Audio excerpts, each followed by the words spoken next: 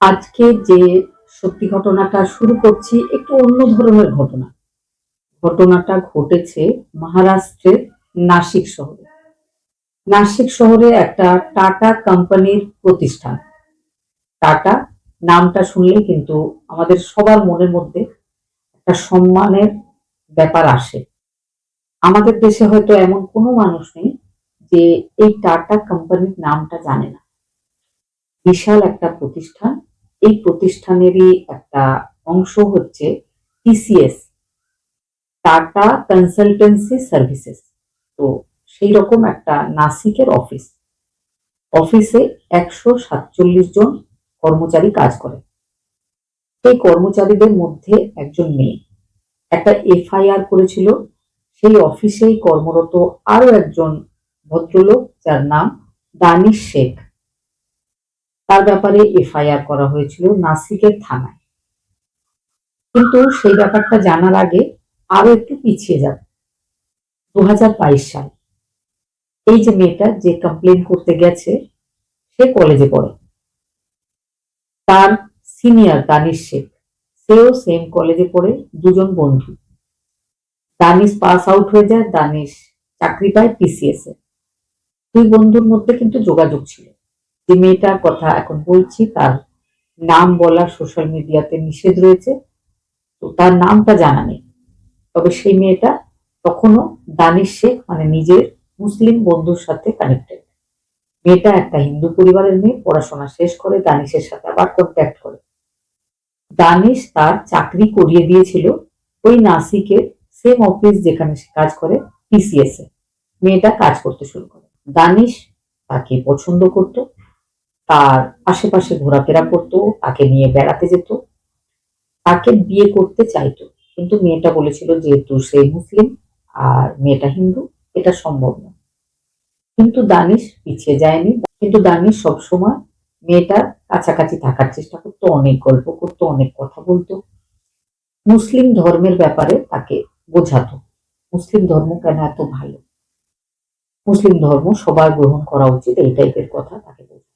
২০২৪ সালে তারা দুজন একসাথে একটা হোটেলে টাইম কাটিয়েছিল, কিন্তু মেয়েটার ইচ্ছা ছিল না।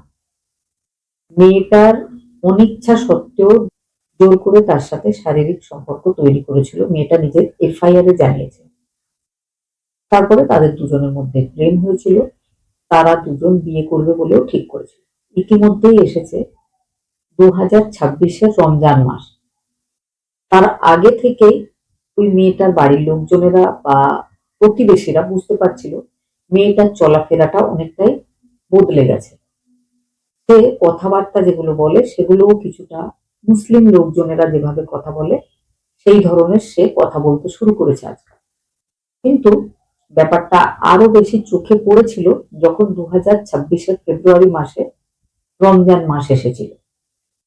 সেই মেয়েটা, সে রোজা রাখা, যেটা সারাদিন একটা উপোস করা হয়, মুসলিমরা করে রমজান মাসে, সেটা সেও করতে শুরু করেছে। আর রমজানের আগে থেকেই সে খুব ভালোভাবে নিজের মাথাটা ঢেকে হিজাব নিয়ে অফিস যাচ্ছিল। মা বাবার তখন থেকেই সন্দেহ হয়েছিল। পরবর্তীকালে যখন দেখে যে সে রমজানের সময় রোজাও করে ফেলেছে, তখন তারা বিরক্ত হয়েছিল। তারা মেয়েকে বসিয়েছিল যে যে যার নিজের ধর্মে থাকবে, তোমার কি প্রবলেম হয়েছে, তুমি কেন এরকম করছো। মেয়েটাকে অনেক জোর করতে মেয়েটা নিজের সমস্ত কথা এই পর্যন্ত দানিশের সাথে তার প্রেম, দানিশের সাথে তার বিয়ে করার যে ইচ্ছা, সেই ব্যাপারগুলো জানিয়েছিল মাকে বাবাকে। সাথে এটাও বলেছিল যে দানিশ তাকে বলেছে যে হিন্দু থেকে মুসলিমে কনভার্ট হতে, তারপরে তাদের বিয়েটা হবে। মা বাবা জানতে পারে, কিন্তু মা বাবা দানিশের ব্যাপারে অফিসে গিয়ে কোনো কমপ্লেন করছিল না যদি মেয়ের চাকরিটা না থাকে। তো একটা লোকাল নেতা, একজন রাজনৈতিক নেতা ছিলেন সেই এরিয়াতে, তাকে গিয়ে মেয়েটার বাবা ব্যাপারটা জানিয়েছিল। আর সেই লোকাল নেতা চলে গেছিল ওখানকার পুলিশ কমিশনারের কাছে, গিয়ে সমস্ত ব্যাপারটা জানিয়েছিল। তো কমিশনার বলেছিল যে টাটা প্রতিষ্ঠান একটা বিশ্বস্ত প্রতিষ্ঠান, এমনি হঠাৎ করে প্রমাণ ছাড়া সেখানে গিয়ে কিছু করা যাবে না। তো সেই জন্য একটা এজেন্সি যেখান থেকে বিভিন্ন হাউসকিপিং এর স্টাফ সাপ্লাই করা হতো সেই টিসিএস এর অফিসে। সেই এজেন্সির সাথে যোগাযোগ করে সাফাই কর্মী হিসাবে 4 জন কনস্টেবলকে বিভিন্ন ক্যামেরা, অডিও রেকর্ডার ইত্যাদি দিয়ে সাফাই কর্মী হিসাবে টিসিএস এর ওই অফিসে পাঠিয়ে দেওয়া হয়। সেই 4 জন বেশ কিছু সময় পর্যন্ত সেখানে থেকে গোয়েন্দার কাজ করে। কোথায় কি কথা হচ্ছে, বিশেষ করে মুসলিম যে লোকজনেরা সেখানে রয়েছে তারা অন্যদের সাথে কেমন ব্যবহার করছে, কি ধরনের কথাবার্তা বলছে, তারা ফোনে কার সাথে কি কথা বলছে, সমস্ত ব্যাপারগুলো তারা খুব ভালো করে সেখানে গিয়ে দেখছিল। সেগুলোর ভিডিও তৈরি করছিল, দরকার হলে অডিও রেকর্ডিং করে তারা নিয়ে পুলিশ কমিশনারের অফিসে দিয়েছিল, জানিয়েছিল। সত্যি সত্যি নাসিকের টাটা কনসালটেন্সি সার্ভিসের ওই অফিস, অদ্ভুত এক পরিবেশ সেখানে। মুসলিম এমপ্লয়ীদের ব্যবহার অন্যান্য এমপ্লয়ীদের প্রতি, বিশেষ করে হিন্দু মেয়েদের প্রতি নাকি খুব খারাপ। ইতিমধ্যেই ওই মেয়েটার এফআইআর করার পর আরো 9 জন কর্মচারী, 9 জন মেয়ে ওই প্রতিষ্ঠানের বিভিন্ন স্টাফেদের ওপর কমপ্লেন করে, এফআইআর করে পুলিশ স্টেশনে গিয়ে। এবার পুলিশ গিয়ে অ্যারেস্ট করেছিল। যাদেরকে অ্যারেস্ট করেছিল তাদের নাম হচ্ছে দানিশ শেখ, তৌসিফ আক্তার, আসিফ আনসারি, সুফি শেখ, শাহরুখ কুরেশি, রাজা মেনন, অশ্বিনী অশোক চিনানি। অশ্বিনী অশোক চিনানি কেন অ্যারেস্ট হলো সেই ব্যাপারটা যদি বলি, ওই প্রতিষ্ঠানের একটা এরিয়া আছে যেখানে অশ্বিনী চেনানি বসেন।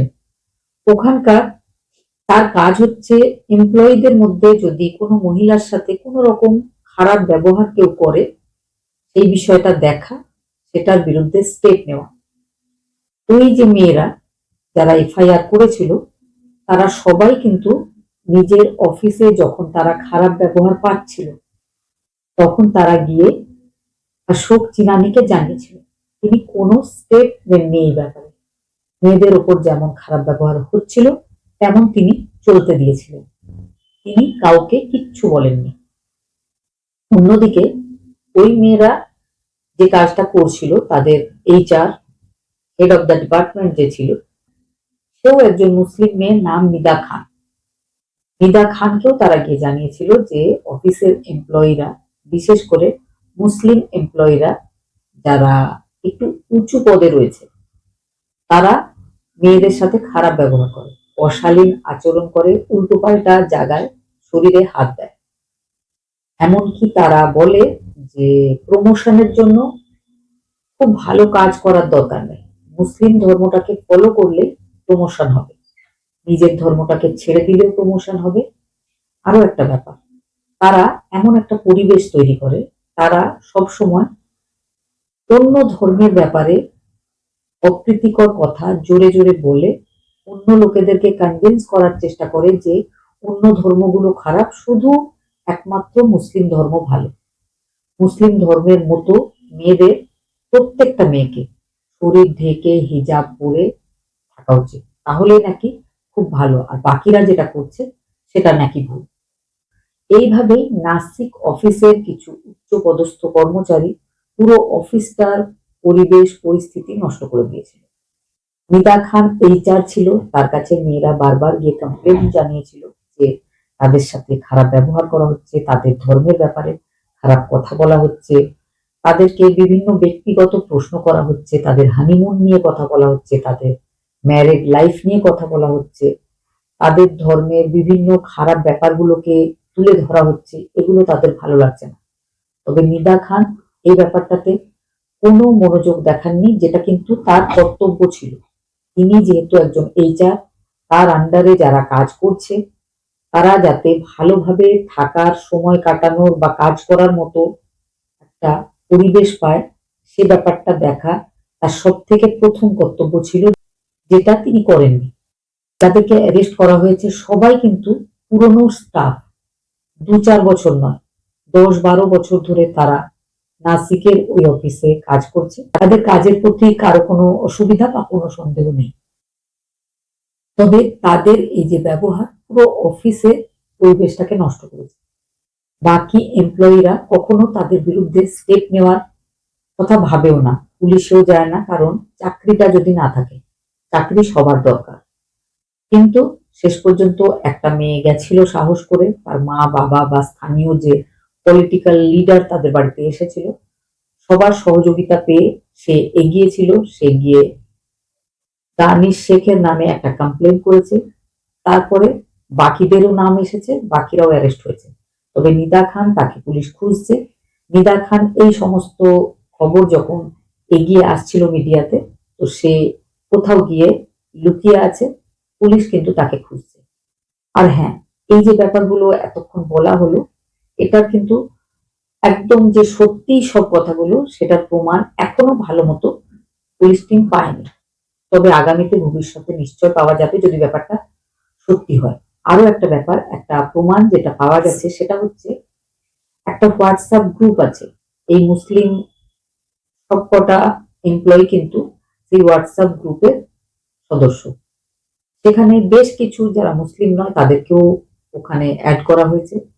আর কেন মুসলিম ধর্মটাই খুব ভালো, অন্য ধর্মগুলো একদম ভালো নয়, সেই ধরনের বিভিন্ন রকম পোস্ট ওই গ্রুপটাতে সবসময় কেউ না কেউ পাঠাতেই থাকে। আরো একটা ব্যাপার, যে মেয়েটা প্রথম গিয়ে এফআইআর করেছিল, যে দানিশ শেখের প্রেমিকা ছিল বা যার সাথে দানিশ বিয়ে করতে চাইছিল, সে পুলিশ স্টেশনে জানিয়েছে বা নিজের এফআইআর এ লিখেছে যে দানিশ সবসময় নিজের ধর্মের ব্যাপারে নানা রকম কথা তাকে বোঝাতো। সে মনে মনে প্রায় মুসলিম হয়েও গেছে, এমনকি তাকে দানিশ জোর করে বিফ খেতেও বলেছিল, যেটা সে খেয়েও ছিল। তো সে বলেছিল যে দানিশ তাকে মাঝে মধ্যে বলতো যে তোমার সাথে ইমরান নামের একজনের আমি দেখা করাবো, যে মালয়েশিয়াতে থাকে। তার সাথে যখন তুমি কথা বলবে তখন তুমি বুঝবে যে মুসলিম ধর্মটা আসলেই কত ভালো, আর কেন তোমার হিন্দু ধর্ম বাদ দিয়ে মুসলিম ধর্মে চলে আসা উচিত। সেই জন্য মহারাষ্ট্র পুলিশ এবার দেখছে যে এই ইমরান কে, ইমরান ছাড়া আরো কেউ কি আছে এই পুরো ব্যাপারটার পেছনে, নাকি শুধু ওই কজন এমপ্লয়ি মিলেই এই কাজটা করছিল, তাদেরকে ইন্ধন যোগাচ্ছিল বাইরে থেকে অন্য কেউ। যাই হোক, এই ব্যাপারটা কিন্তু টাটা কোম্পানির যে রেপুটেশন, সেটাকে অনেকটাই নষ্ট করে দিয়েছে। আর হ্যাঁ, যে মুসলিম এমপ্লয়িরা নিজের কাজের জায়গায় গিয়ে এই ধরনের ব্যবহার করেছে নিজেদের থেকে জুনিয়র স্টাফেদের সাথে, তো এটার পরে কিন্তু মুসলিম অন্যান্য যে সুযোগ্য মানুষজনেরা, তারা যখন কোথাও চাকরি করতে যাবে, তাদেরকে কিন্তু চাকরি দেওয়ার আগে এই ধরনের ব্যাপারগুলো ভাবতে হবে, ভাববে। দোষ করে কিন্তু কিছু সংখ্যক মানুষ, আর শাস্তি পেতে হয় অকারণ পুরো সম্প্রদায়কে বিনা কোনো দোষে।